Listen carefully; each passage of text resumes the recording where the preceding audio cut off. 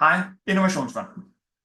Takket være blandt andet jer, er vi nu kommet rigtig godt i gang med vores udviklingsplan for vores robot. Som I kan se, er der stadig masser af trin endnu, men der, hvor vi kunne komme til nu, blandt andet ved jeres hjælp, er ved at kunne visualisere robotten og visualisere og forklare konceptet. Det har vi brugt til at kunne tage fat i en masse potentielle kunder for at se, hvad markedsinteressen var, og responsen har været helt fantastisk. Op mod 40-50% i nogle kategorier har svaret tilbage, at de er rigtig interesserede i produktet. Det er helt fantastisk. Så vi arbejder på det næste trin.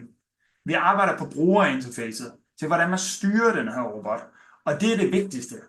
Fordi selvom vi laver et fantastisk godt stykke hardware, så er det lige meget, hvis det bare er et legetøj, som ikke løser en udfordring. Det vigtigste, det er, at brugeren kan bruge det her produkt til at løse deres problemer. Ellers så kan det hele være lige meget. Så derfor bygger vi det op, ligesom systemarkitekturen vist her. Jeg kommer med mere end 10 års erfaring fra vindindustrien, og der brugte vi SCADA-server.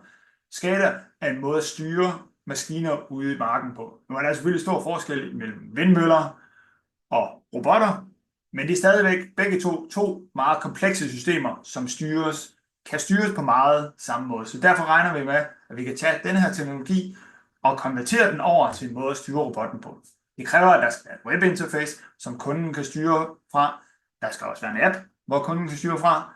Der er noget fjernstyring. Vi skal også have et kontrolcenter, hvor vi simpelthen kan sidde og overvåge robotterne. Og hvis der er nogle fejl på dem, så kan vi løse fejlene, før kunden overhovedet opdager, at der har været en fejl.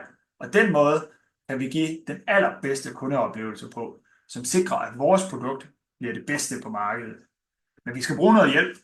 Det er derfor, vi igen ansøger om en InnoBooster til at udvikle den her systemarkitektur. Mange tak.